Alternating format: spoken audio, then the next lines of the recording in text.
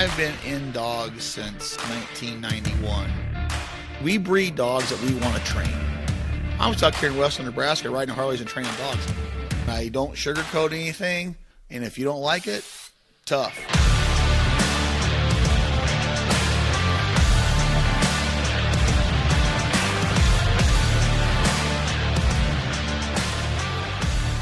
Hello, welcome to another episode of the Flatlander Kennels podcast starring Chris Jobman. We are back from a long season of hunting. This episode, we are going to just have a little recap where Chris and I are going to talk about what's been going on, our hunting trip together, off-season stuff. And then after that, we're going to have on Rhett Riddle, which Chris will kind of intro him and what he's all about. A lot of you probably already know him. Chris, it's been a while. I haven't talked to you since hunting trip I was out there. Yeah, it's been a while. We apologize to everybody who's been wanting some episodes to come out. I've been getting some grief from Mr. Marsteller for sure. Apologize. But hunting season's over. Time to get cranking again and start talking some dogs. And I'm excited to have Rhett on, too. That'll be fun. Yeah, well, the real reason we don't record is that I get so busy during the hunting season, I stop nagging you. And then I stop nagging. If I kept nagging you, I could make it happen. But if you don't nag me, I won't do it. I know. It just, man, during hunting season with my job and the podcast and the videos and the hunting, I'm just exhausted. And I'm like, I man. know. I get it. It's just a lot. I get it. So, I've been personally training all winter too. So this worked out good. So, I'm happy to be back and get going for the year. I tell you what, I was ready for the season to be over. I was tired. I was exhausted, and kind of started feeling a little bit like a job. And I was kind of glad it got over. And I'm looking forward to getting back to training. So, and getting the dogs back in. They're all starting to come back in now, and we're getting going right now. So it's kind of an exciting. It's a stressful time of year, but it's an exciting time of the year, if that makes sense. Yeah, I was ready for the season to be over too. It's such a mental obsession with me that I like just not thinking about it for a while because I can't stop myself from constantly thinking about it. And I hunted more times. I was able to get out 40 times, which is a record for me. And so by the time the end of the season hit, I was just like, I'm like, okay, I need someone to unplug the mental obsession. So now I'm not just thinking about like the strategies and where I'm going to go and the last time, the next time, the videos. That it's just like someone just please. Yeah, and I'm the same way. I'm the same way as you are too. I start stressing out about, because I want my members to all have a great time and a great season and kill birds. And so I'm always stressed out about weather and where to go and the birds are going to work. And it starts like, I'm like you. It's mentally, I'm laying in bed thinking about it. And it was time for it to be over. We had a good year. We shot a lot of birds. We had a fun time, but it's like I said, it started becoming a job a little bit, and I'm ready to get going. So was your season, would you say it was better than average, or was it an off season? How did you guys do overall? We shot a lot less geese this year than we did last year. We shot more ducks this year than we did last year, but we hunted more this year. We didn't have the 2-week deal where the river froze up for 2 weeks. So we only had a handful of days where we couldn't hunt the river. And so we shot more birds, but we hunted more. So I think I haven't done the numbers yet, but our birds per hunt are down a little bit from last year. But like I said, we hunted a lot. So it all worked out. That is so strange to me that I've heard a lot of people, because we had a lot, it was a lot colder in November this year than it was the year before. And we had more harsh weather, but yet I don't understand why you guys' season wouldn't have been better. It doesn't make sense to me. We had a lot of warm weather. We had a lot of really warm weather in December. I mean, But you did last year too, didn't you? Last year was warm in December. We did, but and our problem was this year we had a lot of warm weather and zero wind. I mean, weeks of no wind, which kills us, which is like unheard of for here. But we literally, Elliot, went weeks with no wind, like less than 5 miles an hour. You're like, oh my God. And when that happens and it's 55 degrees, you're not going to kill it. We did okay, but it was tough to do. It was a real eye opener for me when I was out there. So I came out with Chris right after Christmas, and I did 3 days, 4 hunts in 3 days. And the first day was really, really good. The second day we barely saw a duck, and the third day was really, really good. Yeah. And I mean, I hunt all public, and so the eye opener to me was how, like, when you hunt public, you don't really know where the mass of the birds are. I mean, they're in refuges, but I mean, you know where yours are. Yours are in your refuge. And when I go out to a public spot, and let's say on the first day, I don't shoot any birds, and I don't see any birds, I kind of shut down that place in my mind. Like, if I don't see any in my mind, I'm kind of like, okay, well, I'm not going to go back to that place until we have a front. And I guess that was completely improper thinking, because I saw at your place, it's like, well, they just didn't fly that day. And then the next day it was like one bad day in between 2 good days. And I don't know what to make of that mentally as to what the difference was there. Because there was wind. You hunt public, there could be birds a couple miles away from you, and you don't know it, and they still fly. Why do you think they didn't fly on the second? I don't think the wind was way down or anything. It was warm. Wasn't it pretty warm? I don't remember the second day. They all run together for me. But I mean, there's 20,000 birds 400 yards from us to the west, and they just didn't fly. Yeah. They just didn't fly. I mean, I don't know, and I don't remember what the moon phase was, and I don't remember the weather, but it just happens. Sometimes they just don't. And I'll bet you we didn't have much wind that second day. I can't remember. It maybe so. I know the moon, because I remember from the video I made, the moon was rising kind of right in the morning. So it was a daytime moon. So it was basically a no moon at night during that time. But I mean, we had some good hunts, but like I said, there's just sometimes they just don't fly. And people are like, oh, there's no ducks here. Well, yeah, there is. They just don't fly. They decide not to fly. So that line, your public hunting is probably the same way. People just don't realize it. It's just you have the ability at that place to know, because you're there all the time. You see him all the time. So you build up all this knowledge of like what birds will do from day to day to day. And the way I hunt, because I have to work during the week, is I have sporadic days. So I can't build any pattern of like day after day after day after day. So mine's all like, well, in 7 days from now I get to hunt again. So I'm missing all of this knowledge of like the daily workings of birds. I can pretty much, in our area, I can pretty much look at the weather and gauge what our hunt's going to be like. Now, there's those times that I'm wrong and be super nice weather and all of a sudden birds are everywhere. But usually I can kind of gauge by what the wind's going to do.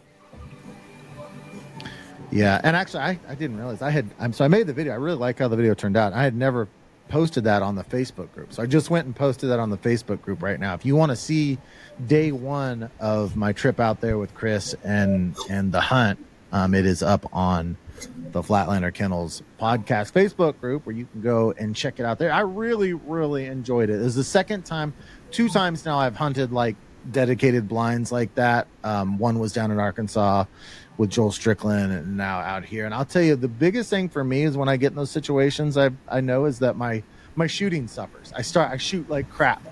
You were really good with the 410. Hey, you know what though? It honestly wasn't the 410. It was the hot seat that I sucked at. Because the next day I was shooting a 20 gauge in the hot seat, and I continued to do terrible. It wasn't the 410. I'd like to blame it on the 410. It'd be much better for my case if I did. The hot seat got another victim. It happens all the time.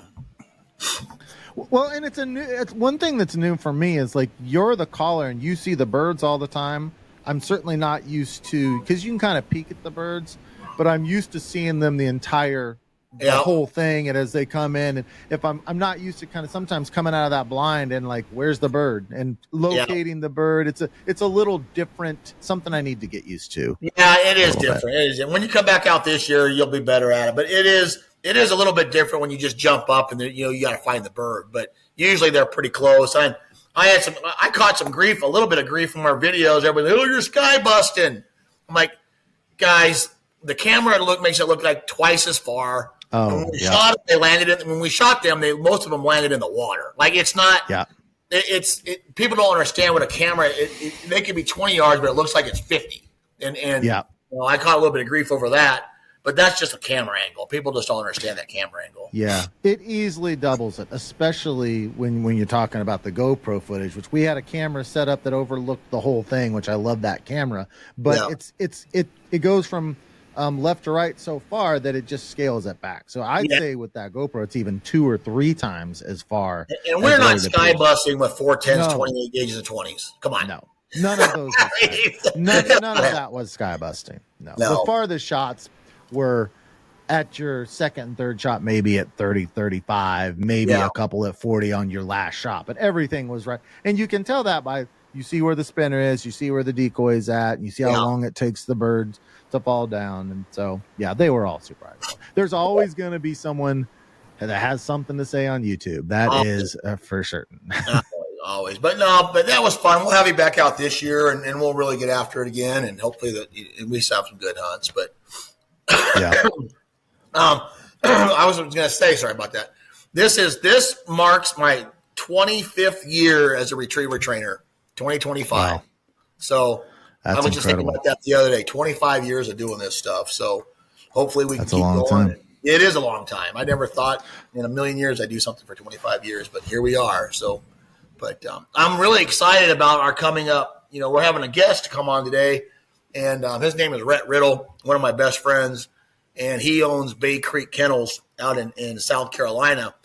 And to preface kind of what we're going to talk about today is he did something that nobody in history has ever done. Him and his dog Crown, over Crown's career, was there 41 species in North America? I believe so. Yeah. They shot and killed every North American species, a migratory bird, and Crown is the first dog to pick up every single one of them. That is awesome. I mean, they went to Greenland to do King Eiders. They went to California.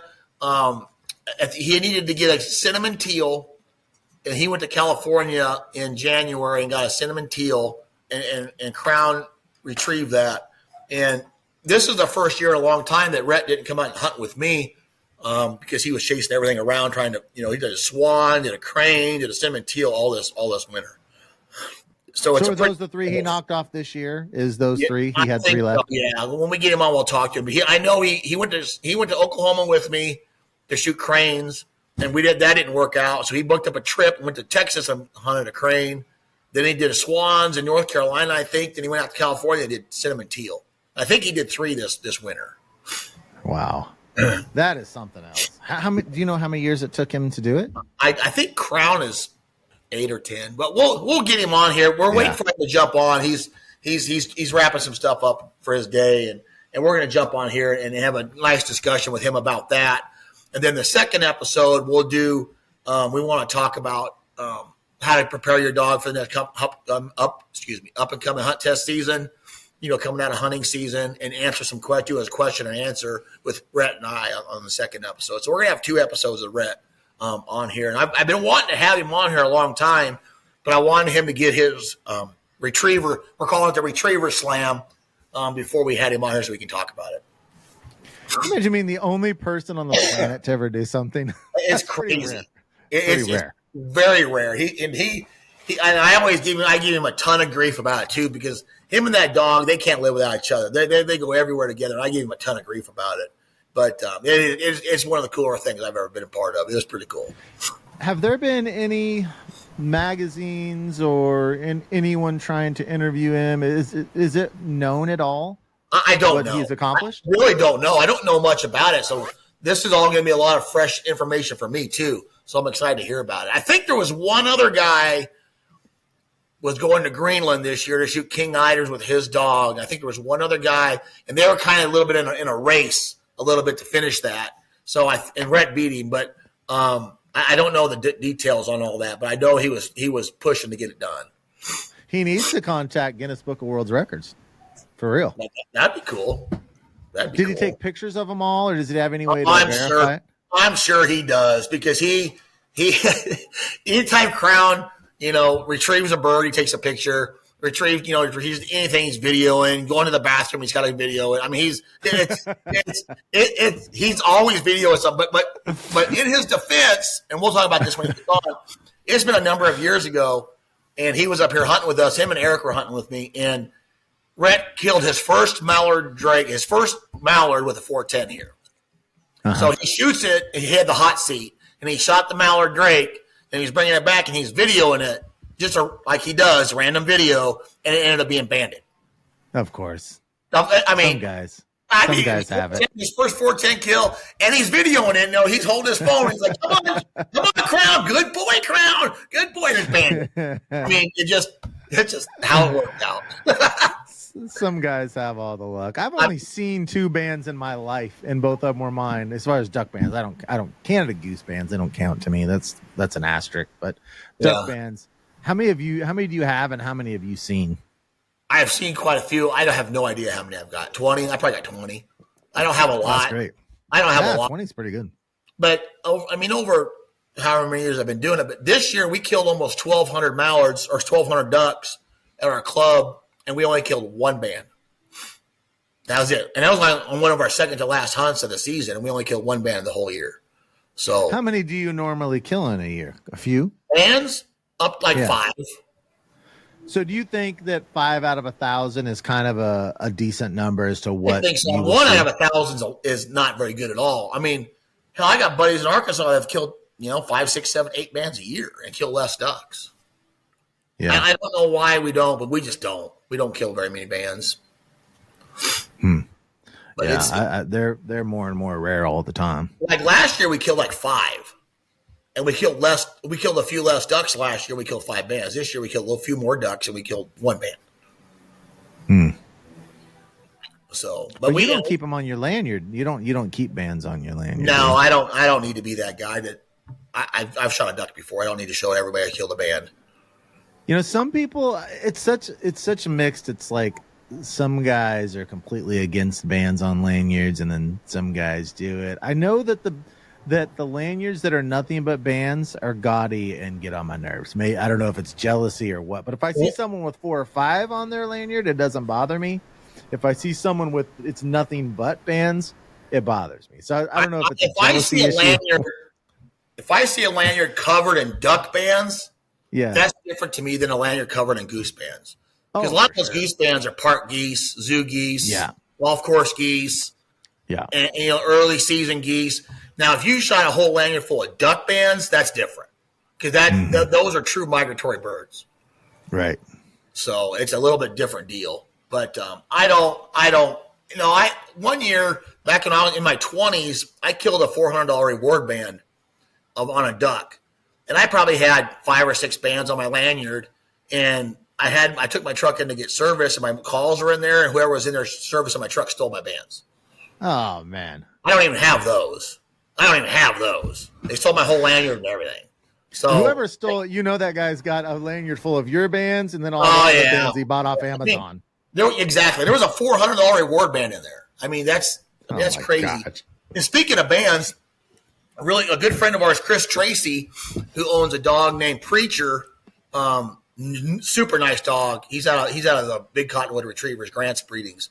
But he's got an HRCH Master Hunter and a Grand Pass at 2 years old. He killed a goose this year that was banded in 2004. Whoa! Wow, that's an old. And so the certificate said banded in 2004 or early. How do we see? 2004 or something like that. So that thing was 21 years old. I've never in my life heard of anything like that. Yeah. Well, I know they can get that old, but they do, but I've never actually being able to get that old is a different thing. That's crazy. I mean, you imagine the miles that goose traveled. That's awesome. Do you remember where it was banded at? I can look it up real quick. I think it might actually be a migratory. A lot of our geese that we shoot here that are banded aren't really migratory geese. They're banded at the golf course, or they're banded at the zoo, or they're banded at the lake close. So, let me look it up real quick because that's pretty impressive. That's an incredible. I've never even heard of a band that old. Yeah, that's pretty awesome.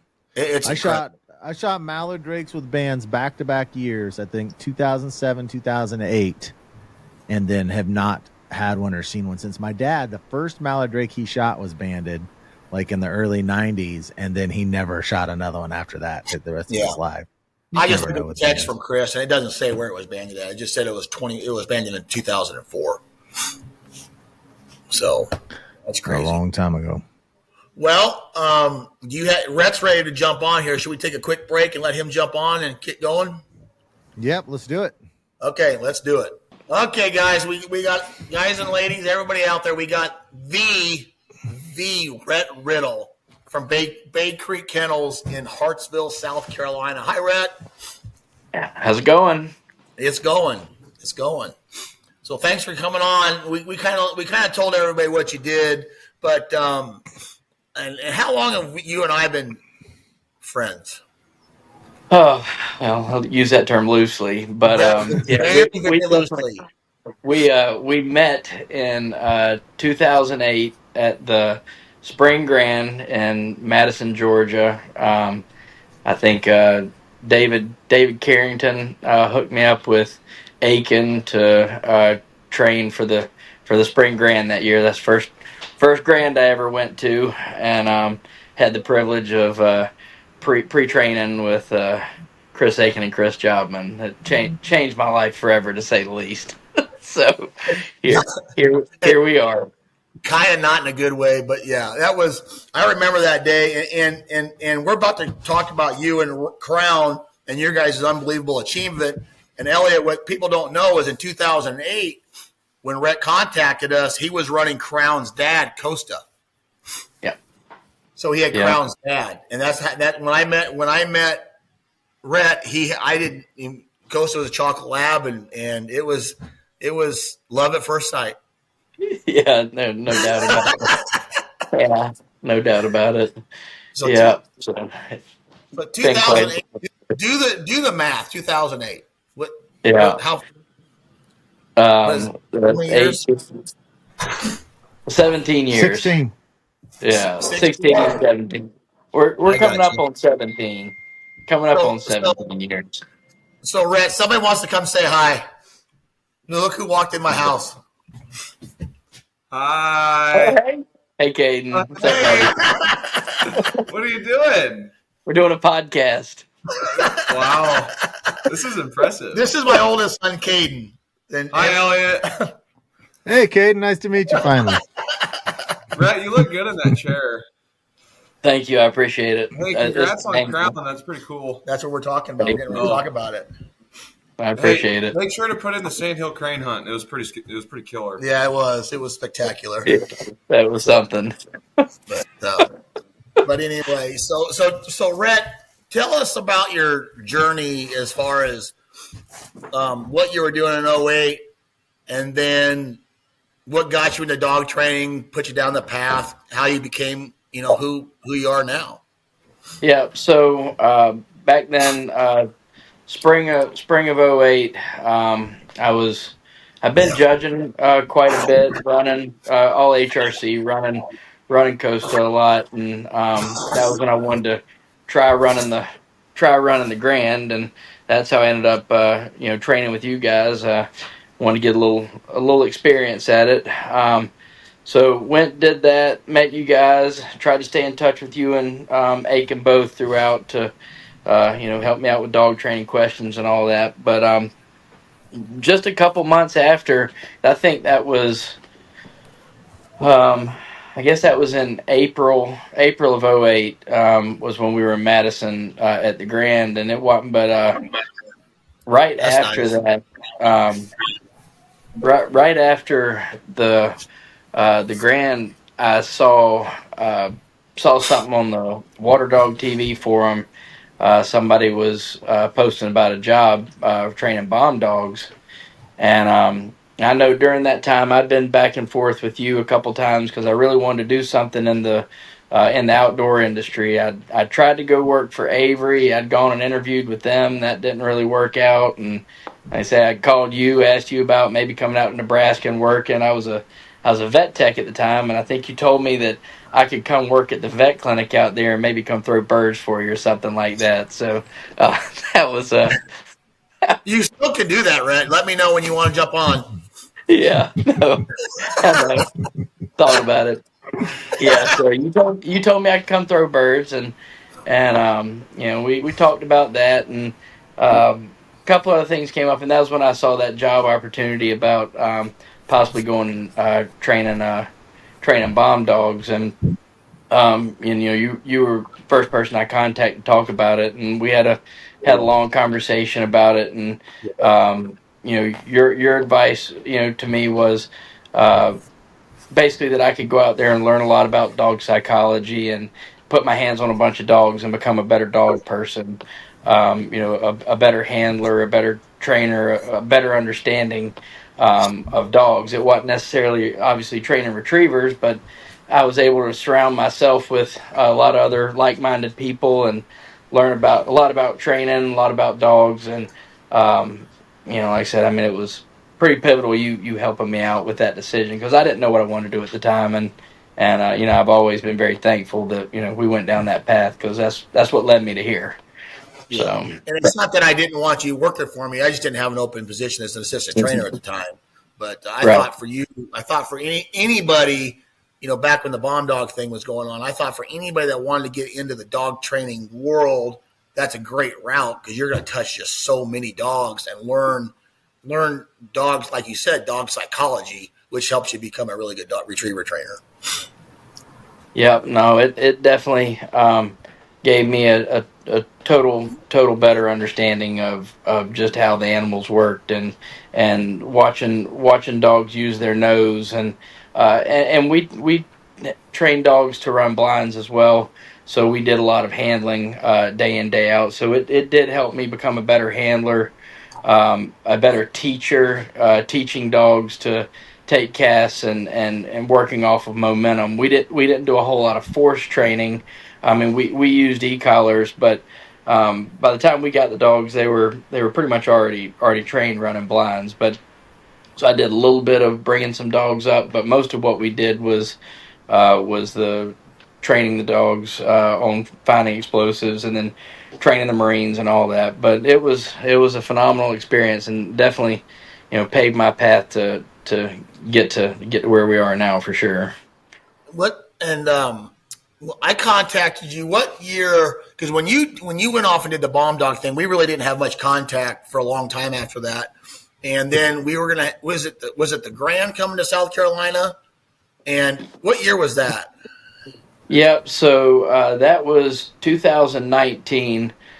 We actually had the Grand and the Master National was coming to Cooper Black That's during right. that year. So y'all were going to come for the Spring Grand, and I had not run the Grand since that spring of 2008. That was my first Grand, and that was the last one I ran for a long time. So I was 11 years later about to run my first one when you called me, and we hooked back up, and we had stayed in touch a little bit here and there. I'd asked you some questions over the years and stuff, so we stayed in touch a little bit. But because I think I'd actually tried to get up with you one time before and hadn't heard back from you, or so I can't remember. You might have ghosted me or blocked me. Yeah, I can't remember. I probably blocked you. But and then when we were going to come out there, I just cold texted you and I said, "Hey, we're coming out. Can you help us out?" And you're like, "Absolutely." And you have been training with Chris and I in our group ever since for every national event. Yeah, I've been waiting for that text for 11 years. So yeah, thank you. Hey, you're welcome. I'm a giver like that. Yeah, I know it. Yeah, you just got to be patient sometimes. Yeah, It only took 11 years.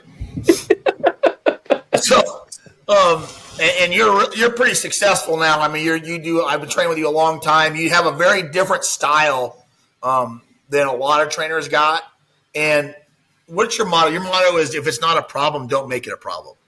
yeah. So, and I take a lot of kind of my style does go back to a lot of what we learned and what we did back when we were doing bomb dogs. We dealt with a lot of dogs that honestly, a lot of them were washouts. They didn't make it in somebody's program, and that's why we got them.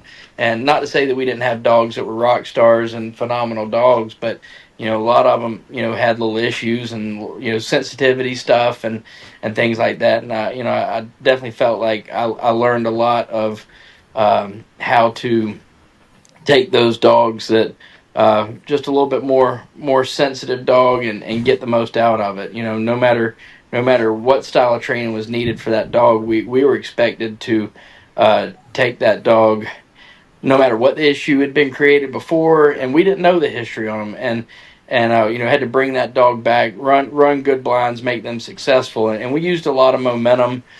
We still used e-collars, and we corrected dogs, and we used the training. They all had the same basics. They were all trained the same way, as our dogs are now. But we'd have to find different ways to get the result we wanted, and I definitely think that's helped me out now. I mean, just like I train a couple Boykin Spaniels. It's a totally different thing training a Boykin Spaniel as compared to training a lab. You have to look at things a lot different, and I definitely think that doing the bomb dog thing helped open my eyes to different ways of getting success and the stuff we want. Well, I can tell you. So this is my 25th year of doing this as a professional. And how many years have you done it right now? I opened the kennel in 11, so this is 13. So this is my 12th. So yeah. I will tell you, when I first started training with you, your dogs were a lot looser at the line than I'm used to, and that sort of thing. And I'm thinking, but with that being said, I've learned a lot, and I've actually used that in my training now, because I've always was a stickler on line manners and making sure they're doing, they're real robotic and make sure they do the right thing all the time.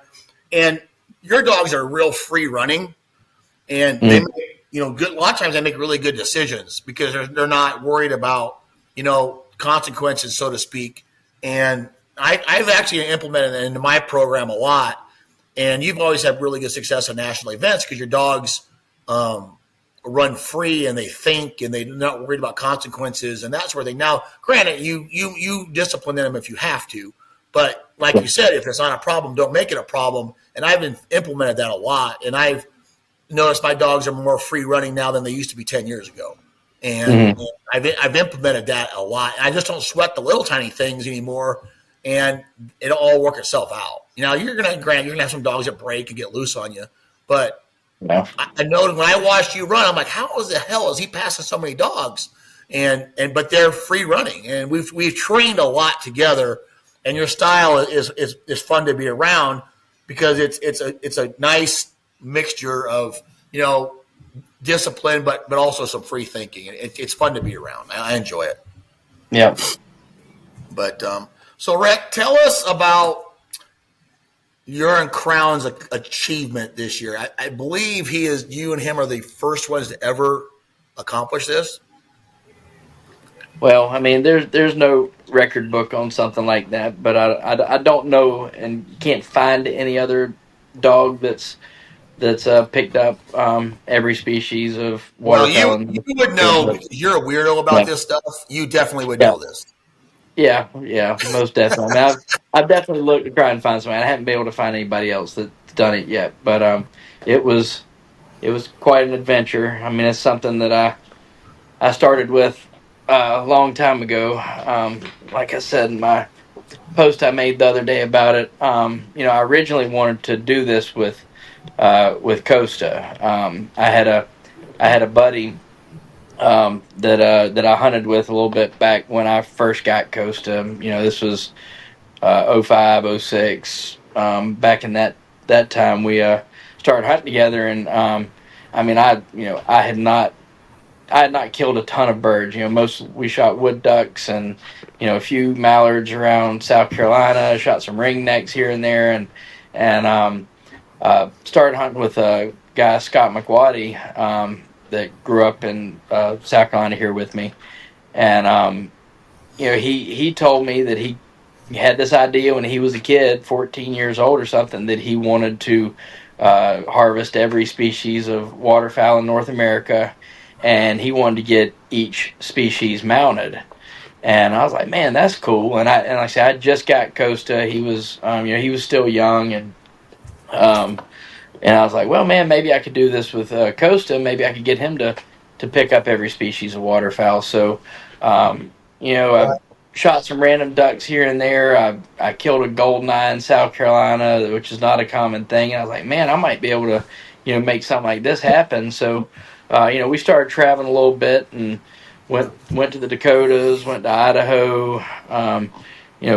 We traveled all over the country together, trying to get as many species as I could back then.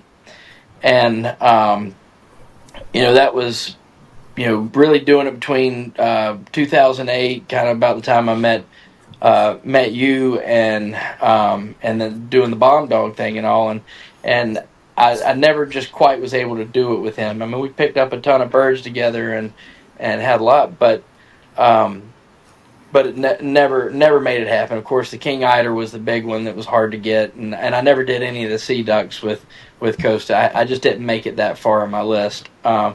So when Crown came around,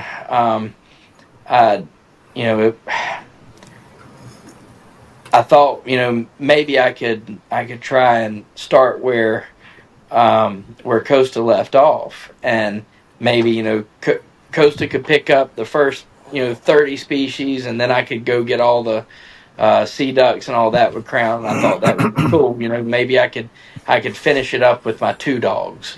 So I started out with Costa, and he picked up a bunch of them, and then Crown came around, and I kind of started picking around a little bit and seeing what I could do. Well, I don't know. Crown was probably 2. I don't think he was 3 yet. Somebody posted on Facebook about having a hunt to Alaska, where you could shoot harlequin and Eurasian widgeon and all this stuff, and I saw this, and I was like, man, I wonder if I could take Crown out there to go do this. I'd never done anything like this before. I mean, we traveled, we come out hunted in like Idaho together, and I'd done some traveling like that, but I'd never been somewhere as foreign as going all the way out to Alaska and getting these different species. So I was able to fly a Crown out there on Alaska Airlines. It was cheap. Wasn't a real difficult thing to do. I was like, man, this is doable. And that's when I was able to get a harlequin there, Eurasian widgeon, Aleutian teal, a lot of species that I never thought I would even get him to be able to retrieve. And he was only 2 years old. And I was like, man, maybe if I actually try and stretch this thing out the whole way through and just peck away at it, over time, I might actually be able to get him to pick up all of them. And so, needs to say, I mean, that it went on forever. I mean, obviously, I had to pick up all 41. So we kind of started with a harlequin, which I thought was going to be the harder one to get, but we went through, had to travel all over the place, getting all the sea ducks. Massachusetts, Washington State. Obviously, I had to get hunting with you. Picked up, God knows, tons of species out there. I got great video picking up a banded greenhead. So I got that video of picking up a banded greenhead. Shot with the 410. Elliot and I actually have just talked. Before you jumped on here, we talked about you killing your first Drake mallard with your first 410 kill on a mallard, and of course, video Crown. I mean, look, Crown's pooping. Look, Crown's peeing. Yeah. Crown's picking up a bird. And you have a video, and of course, your video, and Eric is there with me, and he's banded. And Elliot's like, sure, it was exactly. And that was cool. I still got the video. It was great. It was incredible. And the most fun about that trip, though, I had personally, for me, the most fun about that trip when you came out with Crown for the very first time was watching you stuff him in the dog pit. Yeah. You're like, come on, Crown. We've talked about this. Don't embarrass me. You can do it. You can do it. It was great. I got the videos of putting him in and out of our washing machine, trying to teach him to get in and out of something. How about that? So in your washing machine. Listen to this. So our dog pits, right? You seen them? They jump in the. So Rhett never came out hunted before. This is the first time he's bringing Crown. He sends me a video of Crown jumping up and getting in the washing machine.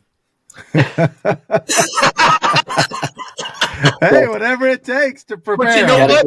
It did not carry over to 5:30 in the morning in the dark, putting it in a dog pit. It was hilarious. Yeah, it definitely didn't carry over. Not at all. So those dog pits are a little intimidating, thinking of stuffing my dog in that. How did your dog react to it? Yeah, I mean, he got shoved into it, and he made the most out of it because there wasn't much. He figured it out eventually, but he definitely wasn't a pro at it at first. But to preface Crown a little bit, Crown's a real soft-hearted, very gentle, gentle soul. And he jumped in there and he was looking the wrong way. I mean, he didn't know how to turn around. He's looking backwards. The rest like, come on, you're embarrassing me. Come on, you're embarrassing. Turn around. He just literally looked backwards for a while. It was great. He figured it out. He did. Yeah. So anyways, even like I say, coming to Nebraska, I mean, mallards, pintails, widgeon, one that's pretty special to out there is to the Platinum is a common merganser. That's not an easy one to come by, so lucky to get that when we were out there. But we've traveled all over the place. I say Alaska, Massachusetts, all up and down the East Coast, Florida to get the mottled, and the Florida mottled, and fulvous, and he's been to some crazy places, to say the least. But I can't imagine what it cost you to chase this around. I mean, that's a pretty incredible, it's an incredible accomplishment. But the dedication to actually do it all. I mean, it's I can't even get myself to leave the river here during hunt season, let alone go to someplace and do all that. But it's actually pretty incredible. And for people that don't know Rhett and Crown, their relationship is really weird. Like it's like a service support animal type of thing, and it's for me, that's the truth. It's 100% for you. It's like Crown is Rhett's Banky. It's like his blankie. So it's incredible. It's actually pretty. And he definitely goes everywhere with me. There's no doubt. There's no doubt. Now is this a couch dog, bed dog? Oh yeah, 100%. Yeah, we got kicked out of Chris's house for letting him drink out of the no, that's not the story. So, here's the story.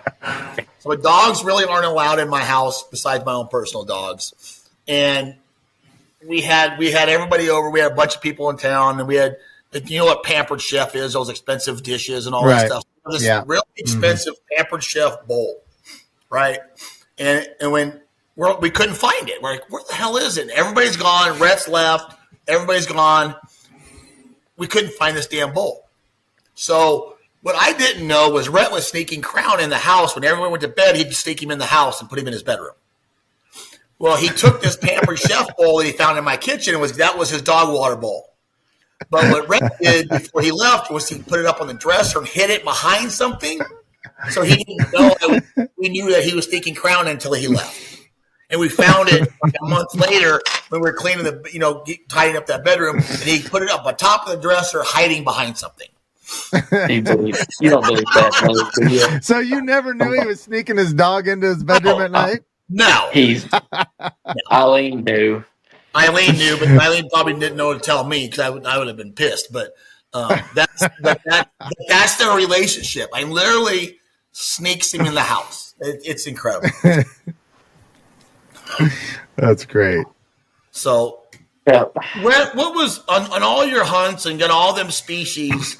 What were your top 3 most memorable species that you got? I mean, I think this year you got the swan, the crane, and the cinnamon teal, right? Yeah. Had to finish on those last couple there. Yeah. So, and that was I had to go back through some that I'd already done in the past, like I said, with Costa. So I kind of had to go back through this season and get a couple of them. Had to get a common scoter with him. I did that like the first day of the season this year. Oh, I won that's a right. night I belt. remember. Yep, that's right. Yeah, yeah, I did that here at home in South Carolina. Went down to the coast and did that, and then had to go get the crane. That was a lot more challenging than we thought it would be. That Yeah, was we quite the trip. Yeah, yeah. So Rhett yeah, and I, Rhett. So it was me. It was Rhett, Caden, who my oldest son, who you just jumped on here, Byron Hassel, a good friend of ours and my client, and me. We went down to Oklahoma on a crane hunt because he needed a crane. So I lined up a crane hunt. We'd all hang out and be part of this deal. Well, I don't think we saw a crane in 3 days, but we had a great time. So Rhett looks up outfitters in Texas and loads up in his rental car and drives to Texas to finish off the crane after he never even flew home. And then you drove the rental car back to South Carolina from Texas. yeah. Thank goodness you let me borrow your shotgun And because I didn't have one of those. he still has one of my shotguns. It's right here. Yeah, One of your 500 shotguns. Yeah. So, obviously the top one was definitely the King Eider. That obviously going to Greenland was incredible. I never imagined that would happen. When I got permission to do that from the guide and from the country and all that stuff, I couldn't believe that it was actually going to happen. Just like You got permission from the country? Yeah, you had to get permission from Greenland. From Greenland, yes, and then and also from the municipality of Nuuk, which is just the city itself, and all. And I had to fly through Denmark, so that was quite an adventure. There was a lot went into it, to say the least, but we got it done. I never thought it would happen, but we got it done. That's incredible. I mean, that is absolutely yeah. So I'm curious about that hunt. What was there a guide service out there? How does it actually tell us a little more about that trip and that hunt? Yeah, so basically with the Greenland deal, I was just happened to be on YouTube looking up King Eider hunting whatever reason, and I just happened to see someone was going on a King Eider hunt in Greenland. It was a guy, Mark Peterson, was trying to do all 41 species in one season, and that was how he was able to do it. He was able to go to Greenland in March to shoot a King Eider. So when I saw that, I kind of started thinking about it. I was like, man, this is because you can't take a dog to St. Paul. St. Paul, Alaska is the other place you can hunt King Eider. And you and I are going to do that. That's one of my that is my dream hunt. If I had one dream hunt, I want to go to the Bering Sea and shoot King Eiders. Yeah, and I'm 100% still going to. I mean, this trip to Greenland was just a totally different experience, and I did it because I was able to take the dog there. It's a different style of hunting, so we had to do it a little bit different than what we're used to. It's not all just shooting them over decoys. They call it the Greenlandic way. Basically, we'd sit on the front of the boat and they'd motor us around, and we would drift into birds, and you would basically jump shoot them with drifting into them.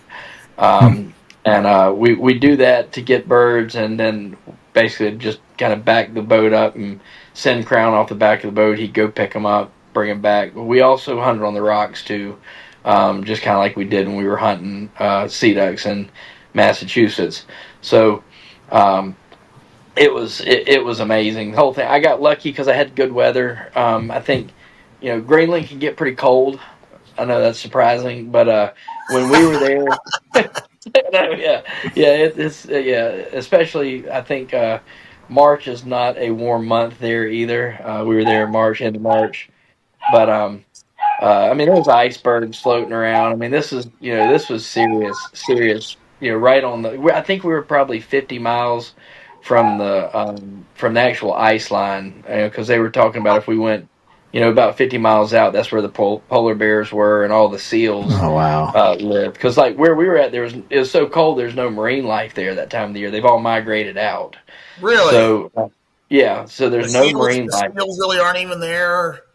Well, I think the seals got as far away from town as they possibly could because they still, there's a lot of seal meat and seal skin floating around town legally, so they tended to stay out. But he did tell us that like all the whales and all that pretty much, it all migrated down, and then the seals stayed out closer to the to the actual ice line, where the sea's frozen. But anyway, but I saw this Mark Peterson doing this trip to Greenland, and that was when I was able to find a guide, a booking agency out of the U.S. that booked with a guide in Greenland.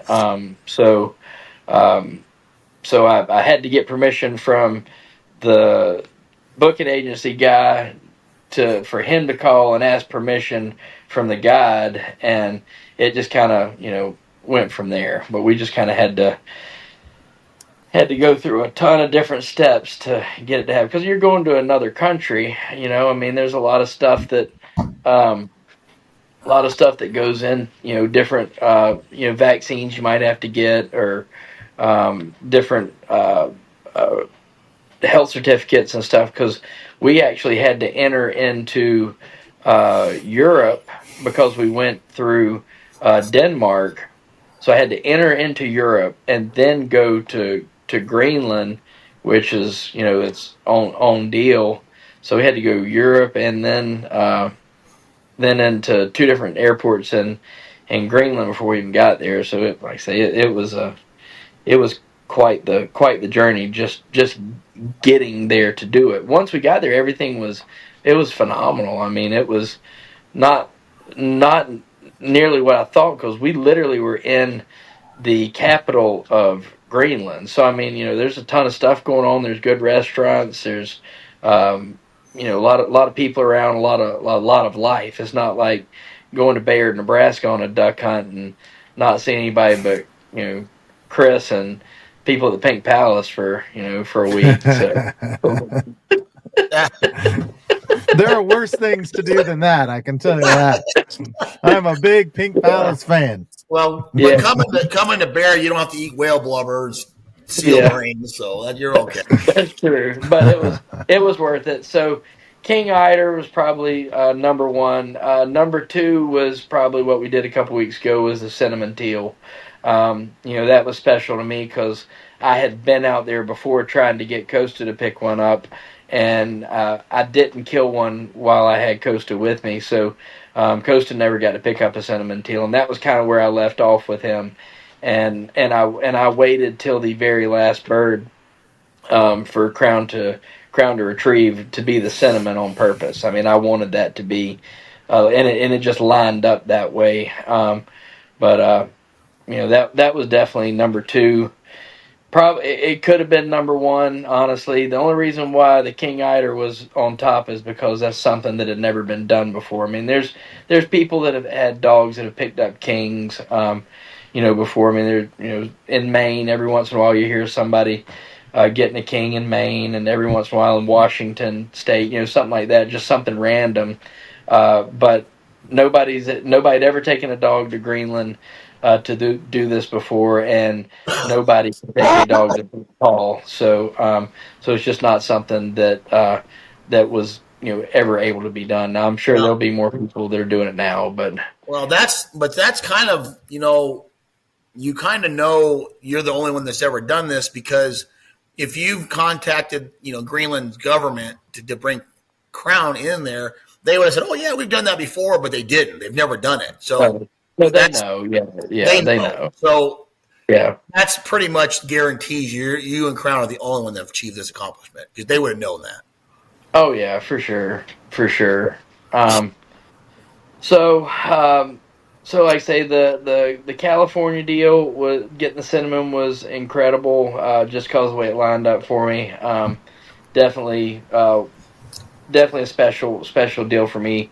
being that I tried with in the same place. I went back to Southern California down on the Salton Sea, hunted around some of the public land and all down there, and I did kill cinnamons back in '09, 2010 when I hunted down there. But like I said, I didn't have a dog with me. So honestly, I'm sitting here looking at a cinnamon I got mounted right here, and it doesn't mean as much to me shooting those back then as it did now having one that Crown picked up. And I know when you were out in California, I kept joking around saying, "Hey, I want to fly out," and you thought it was a joke, and I almost jumped on a plane and came out there because I would have liked to have been part of that. We're such good friends. We talk every day. It's pretty disgusting, really. Elliot, you want to hear a disgusting stat? Rhett and I have a Snapchat streak. 1,639 days. Oh my gosh. It's weird. That's real life. Good Lord. Codependency. That's love. If that's not real love, I don't know what is. But I almost, and we kept joking about it, I almost jumped on a plane and went out there and I wanted to be wanted to witness history. I almost did that just because you're such a good friend, and I almost did that. I know. So of those 1,600 days, how many of them contain crude jokes? Every day. Every day. I'm going to send one right now. Yeah. And they're usually either about Eric or Grant, one of the two. So. It is. If people could see our Snapchat stories and streaks or whatever we say to each other, they would literally think we're mentally handicapped. It is the stupidest stuff ever. And it's funny because we send Snapchats, and then if we want to talk about something serious, it's a text. Yeah, that's exactly right. Yeah, it's crazy. Yeah, that's weird. That's something. So, Rhett, I've got a question for you about chasing all these birds. How many separate trips do you think that you took specifically just to harvest a bird or two? Man, I mean, I'm thinking back. I mean, outside of your regular stuff, I mean, because we get a decent amount of ducks here in South Carolina. I mean, it's nothing crazy, but I'm fortunate to have some decent places to hunt at here locally, and we probably got half the birds here. I would say in South Carolina because you figure half of them are the geese because we can't really get snows or specks, and we don't get small geese here, and so I mean a lot of that stuff. I mean I've got mallards, pintails, teal, wood ducks, all that here. Gadwall, widgeon in South Carolina. All your puddle ducks, pretty much. Pretty much all your puddle ducks. We got here, but outside of that, I had to travel, like I say, Massachusetts for. I think I got Massachusetts was Old Squaw, Common Eider. I can't remember what else we got. A couple of the sea ducks there. Did you get all the scoters there? What's that? Did you get all the scoters there? The surf scoter rocks, all them there? Oh, I actually got my surf scoter and white wing scoter. I got in Washington. Wow. I mean, I was. I got really lucky with a couple of them because I mean, I went I tried to get a brant whenever I went to Massachusetts. That was on our list to get in Massachusetts, and we didn't even see a brant when we were there. I think it was just kind of late for them, so I ended up having to get a brant in Washington as well, which was kind of cool because. I guess I could go anytime here and shoot them New Jersey and, the Atlantic brant, but it's kind of cool getting to shoot the Pacific brant because it's just it's a smaller group of birds and a little bit different than what we have over here. So that was neat. And like I said, I had to do the Alaska trip to get harlequin and a couple different species up there. And, Florida was the big one. Like I said earlier, had to get the tree ducks down in Florida. The sandhill was its own. That was its own its own adventure, like we talked about That was earlier. fun. Did That was not to interrupt, but yeah, do you have all of these like documented, like pictures of every species you and yeah. Crown? Yes, yeah. I have a picture, and Are you I have of them? what's that? Are you mounting every one of those too? Um, I've got most everything mounted so far. The only thing I don't have mounted and are the mergansers. I don't think I'll do that. I might, but I got a couple in the refrigerator, or the freezer. But I've got. I mean, I have almost every species because what I originally was wanting to do was try and get ones that coasted picked up mounted. So I started out with a bunch of them that he got that he picked up, but um, I look around. I'm not too far from getting all the ones that Crown picked up mounted too, and I got way too many at the taxidermist right now, and more in the freezer. So Yeah. I guess it's still possible. Elliot, do you remember in the lodge when you came out to hunt with us? Do you remember in the lodge in the dining room? There's that dead mount, and it's got what, two pintail drakes and a widgeon. Is that right, Rhett? Yeah. Yeah, yeah, Rhett and I and Eric killed those ducks on a single hunt here on the river at the club, and Rhett mounted those for us as a gift for the lodge. That's probably the best mount in the lodge. Yeah, I love those dead mounts. Yeah, that's a beautiful mount for sure. That's gorgeous. And so yes, it is. that one of those pintails from that mount, I actually have the video of them getting shot and Crown retrieving it, and told you, Elliot, I told you, yeah, it moves the video. It's like it's Rhett, steps. You need to contact Guinness Book of World Records. Yeah, if you have photos of all the birds, I'm sure that's all it would take. You should. Yeah. I mean, I got pictures, and I got like I say, I've got a couple that I didn't get videos of, and some I don't have like great pictures of. But everything, I mean, I have him with every species, a picture, and most of them a video. Like I said, he's made fun of me forever for every time he picks up a bird, I'm videoing it. But like I say, I came up with some pretty cool videos, especially like I say the banded greenhead. That's in my because I like I say I picked out like one special video from each for each species that I got of it too. So it's kind of neat. I got him picking up a banded wood duck. Kind of a cool one. One of my favorite videos is probably when he's picking up the fulvous whistling duck down in Florida, because like the whole time I'm thinking this could be it for him. There's a gator's going to come up and get him. Oh no! Oh my gosh! Because like I did some really questionable stuff with this. I'm not gonna. I mean, but yeah, I mean between like sharks in the North Atlantic and oh my like gosh. seals, sea lions. I mean, I've got a picture. My picture of Crown that I picked for him bringing a surf scoter back last year in Washington. I got a picture of him coming in, holding the scoter, and right behind him is a head of a seal. And all you see is just him sitting up with his eyes looking back. Now, you saw it, Chris. I sent it to you. Yes. Yeah. So, yeah. I mean, he's done. I mean, like the Bering Sea. I mean, all the different stuff up there in the Bering Sea and Pacific Ocean and the Labrador Sea. I mean, the cold temperatures. The Salton Sea was not the cleanest place he's ever been. Where we were hunting in the Salton Sea, a river that comes out of Mexico. It's like one of the only rivers like comes up from the from south to the north. So the water's actually coming out of Mexico, out of a city in Mexico. So you can imagine how probably great that water is. So. Elliot, this is my life. This is every day with Rhett. It is literally. Yeah. It is. He's my entertainer. He really. Yeah. I mean, we're such close friends. It's so stupid. Like, I get up in the morning. He's 2 hours ahead of me because he's in Eastern time and I'm in Mountain time.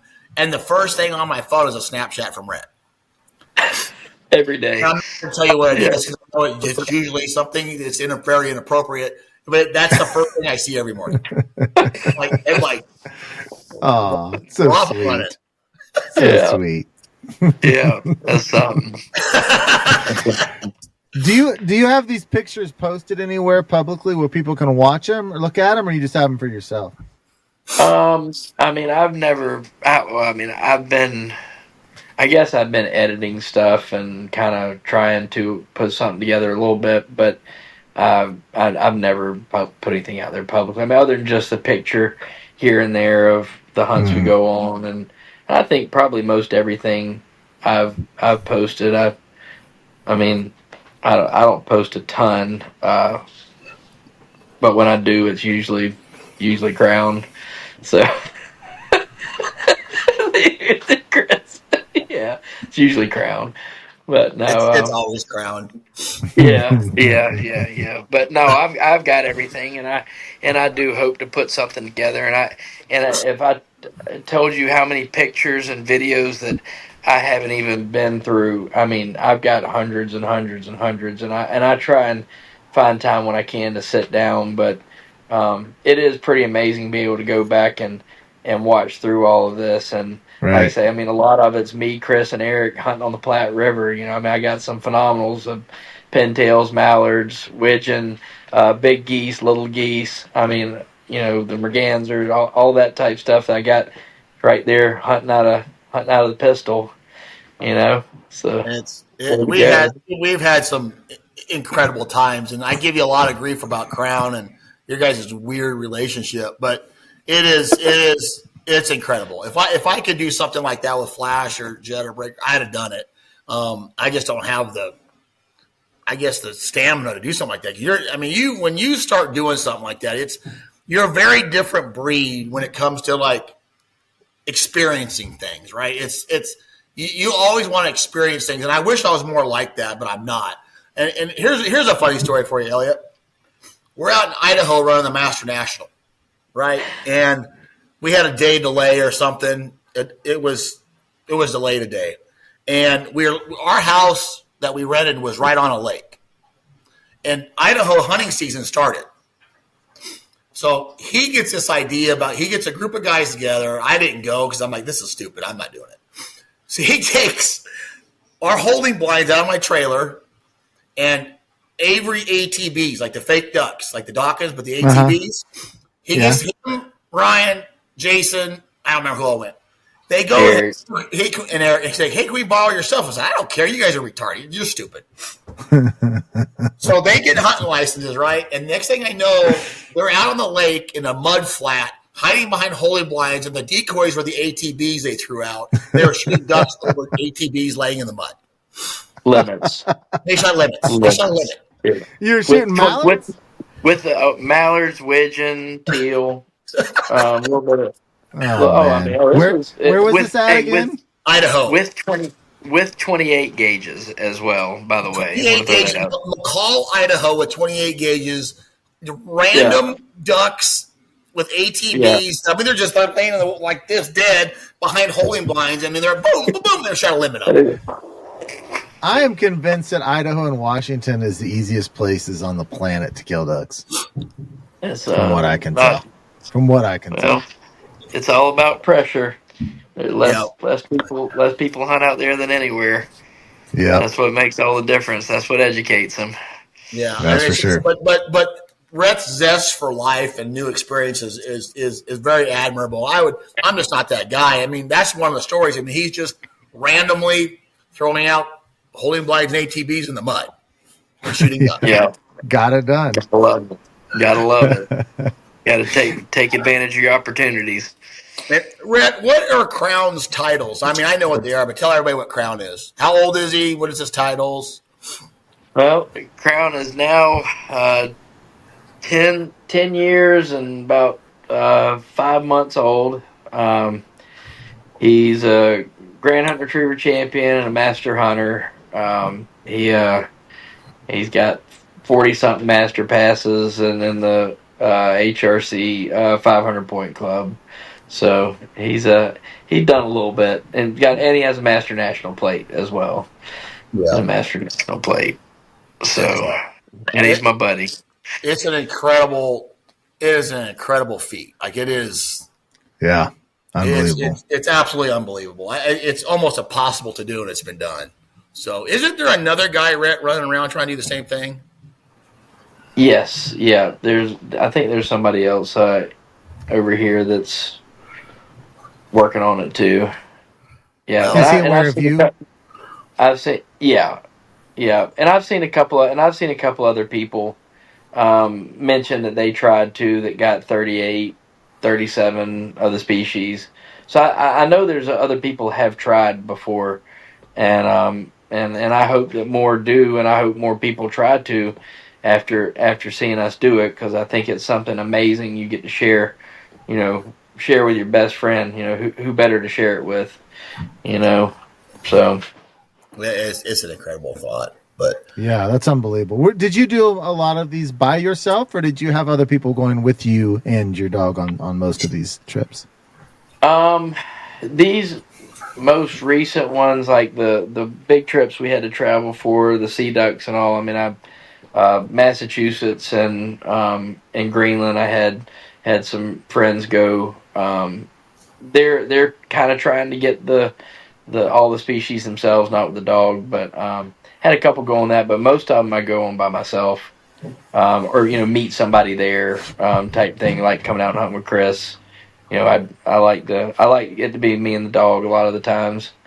Yeah, that's how we roll. Those solo hunts with your dog are very special hunts.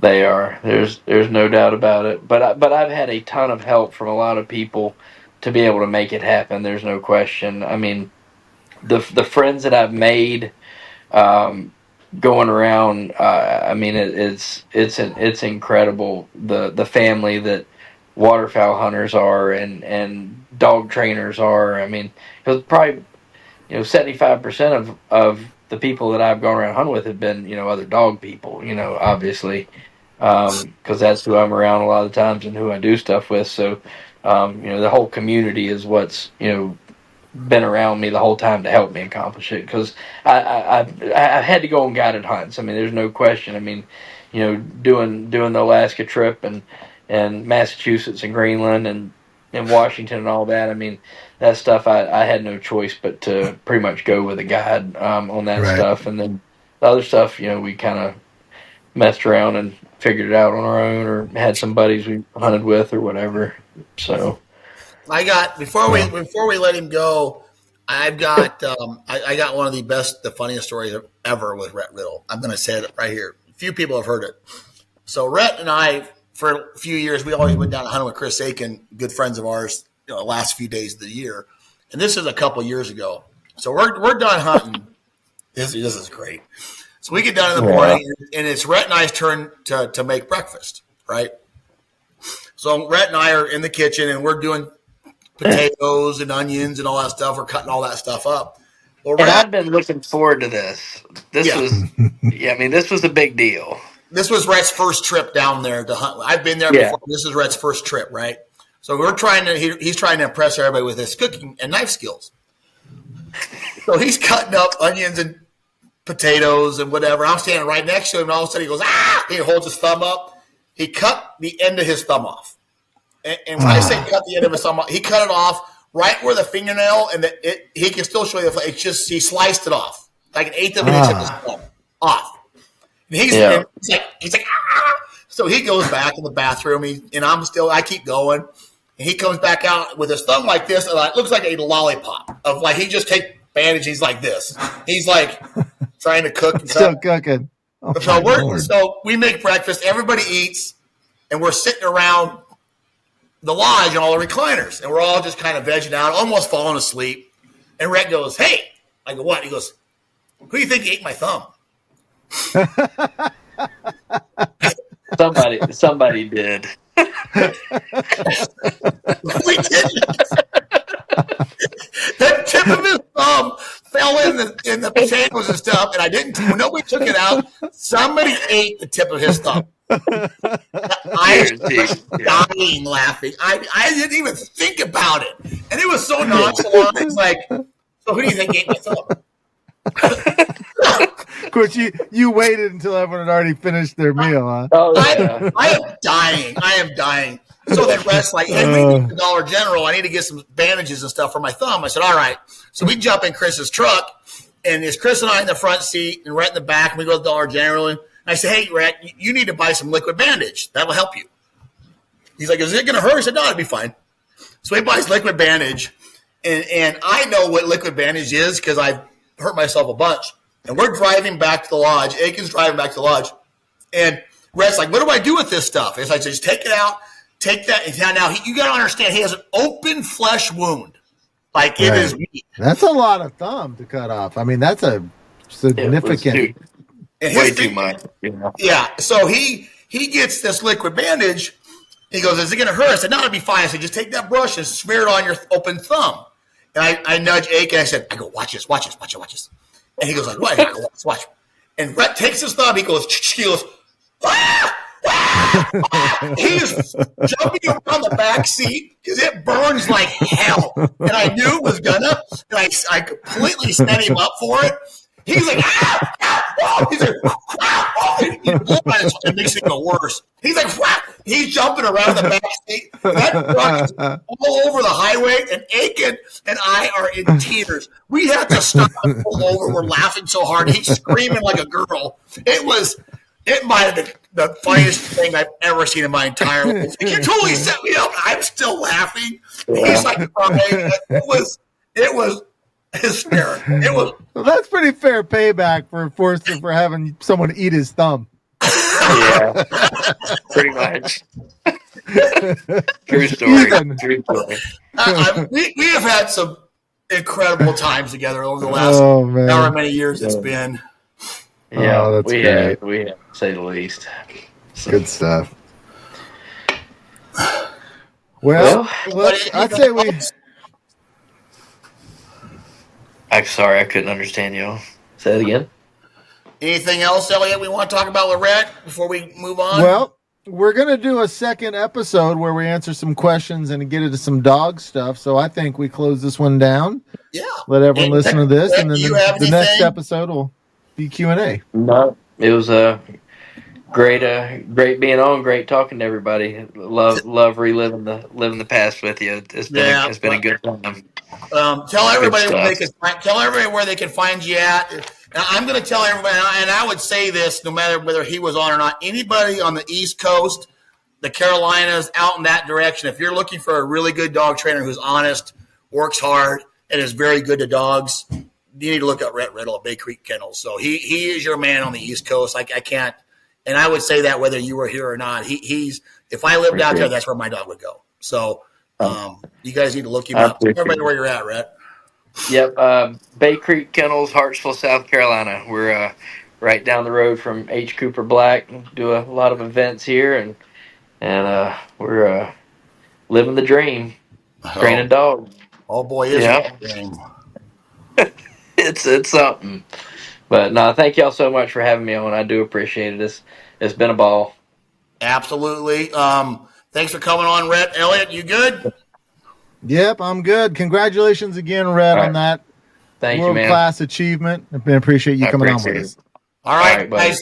Thanks for joining us. Thank you. See everybody at the line. Take that aim.